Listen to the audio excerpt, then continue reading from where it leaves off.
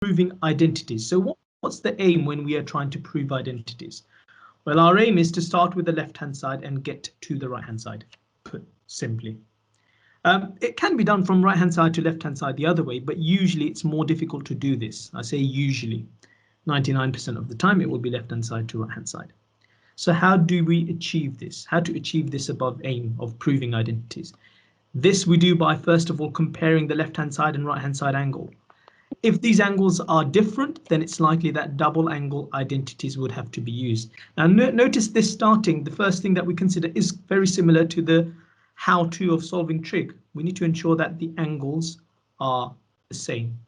If they're not, we need to use likelihood double angle identities to get them to be the same. So let's take a look at one proof without going into detail. I've got here, first thing I'm going to be looking at is, do I have the same angle on both sides? I've got single theta, I've got double theta. I don't. So straight away, I know that at some point I'm going to have to use a double angle. Here's another proof question. I can see here there's a double angle here, there's a single angle here, there's a single angle here. So chances are I'm going to have to change this function to a single angle using my double angle identities. So that's our way in. That's the first thing that we need to consider. So after you've considered that first thing, what is it that we then need to do? Well, we need to then, with these proof questions, compare the structure of the left-hand side to the right-hand side. Okay, compare the structure. And if right-hand side has one term and left-hand side has two, then combine left-hand side terms by adding fractions to make one term. So what do we mean by that? Well, let's take a look at this. Suppose we've got something like this here. It's a proof question, but look at my left-hand side. I've got one term, two term. Look at my right-hand side. I've got a single term over a fraction. So chances are I'm going to have to combine these two. And the only way I can do that, I'm thinking here is, okay, I might write down sec as 1 over cos. I might write down tan as sine over cos, and then I'll have fractions there. So 1 over cos 2a plus sine 2a over cos 2a. Straight away I've got fractions, but I know how to combine a fraction by making the same denominator, and then I've got it combined. So that might be my starting point. Combining it to one fraction, because on my right hand side I've got a single fraction, whereas on the left hand side I've got two. So this is kind of referring to the point which I've just made about comparing the structure of the left hand side to the right hand side.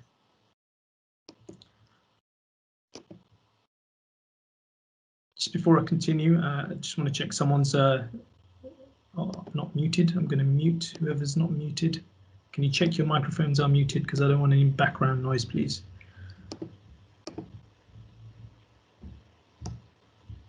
Okay.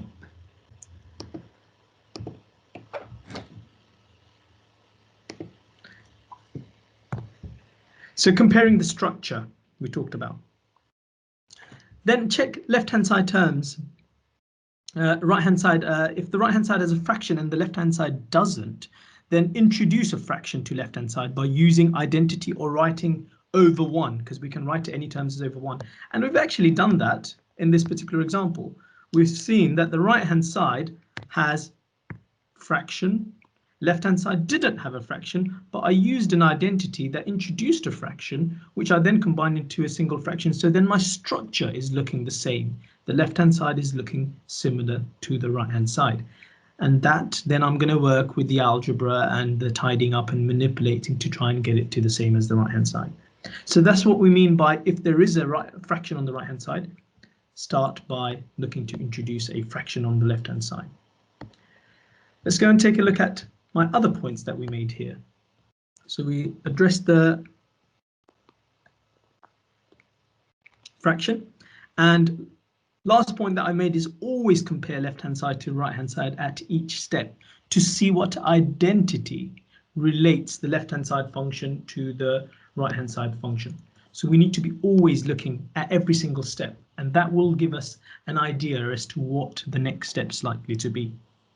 So the difficulty of the trig equations is that every question is very different, and you won't see the clear end sight straight away when you begin the question.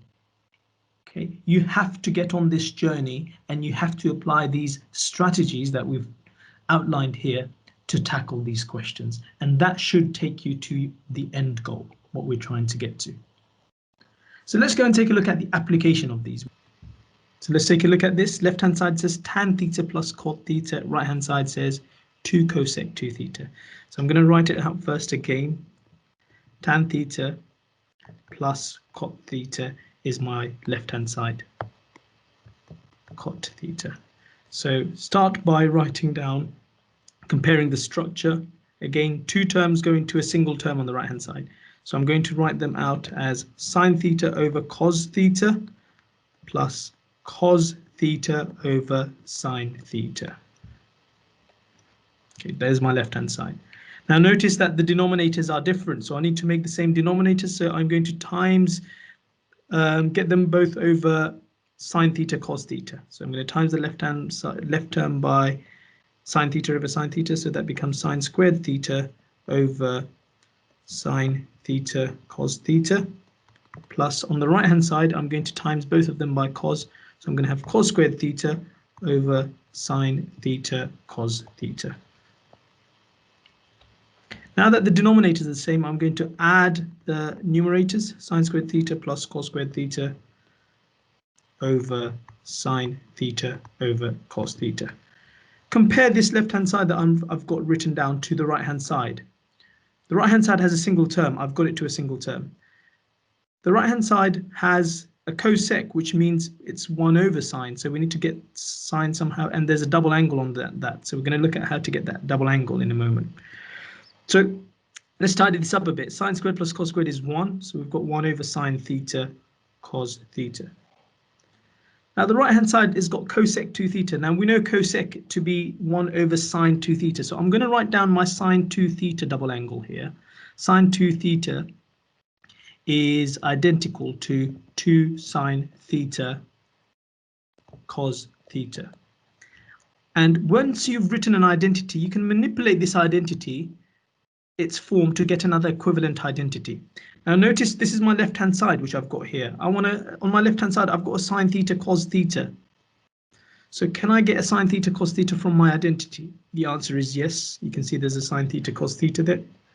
So I'm going to rearrange and write sine 2 theta over 2 is equal to sine theta cos theta.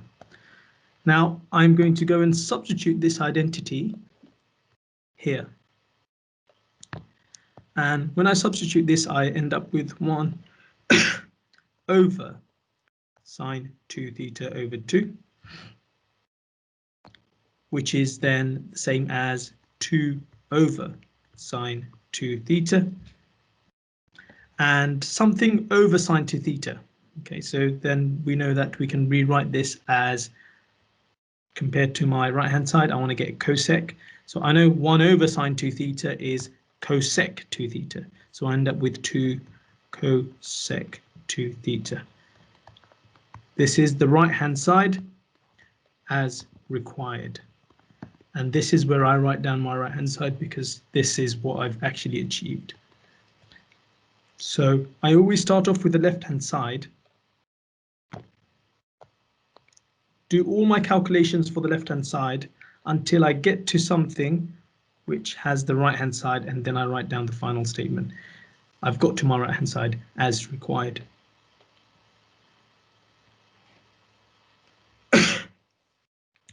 The second part, it says, hence explain why the equation tan theta plus cot theta equals 1 does not have any real solutions. And so that's looking at finding out what happens if we are adding them. So tan theta plus cot theta, these questions are always, the part B is always related to the first part. So even if you can't do the first part, chances are you'll be able to do the second part. So notice here, tan theta plus cot theta, tan theta plus cot theta. So since they're saying that, show that this equation does not have any solutions, well, instead of using tan theta plus cot theta, go and use the identity for tan theta plus cot theta. Instead, write down 2 cosec 2 theta equals 1, and we're going to try and solve that. And if you go and try and solve that, rewrite cosec 2 theta in terms of sine 2 theta. So let's go and see how we would do that. From here, you would write down then cosec 2 theta is equal to 1 over 2.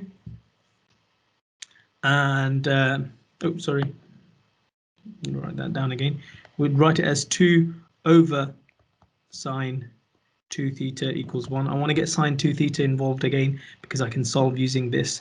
And then this will then become, if we rearrange it, it will become sine 2 theta is equal to 2. And then if you try and do inverse sine of 2 to get 2 theta, you'll recognize that will give you an error, that because sine graph goes up to 1 and minus 1. So it will have no solutions. That's all you need to state there.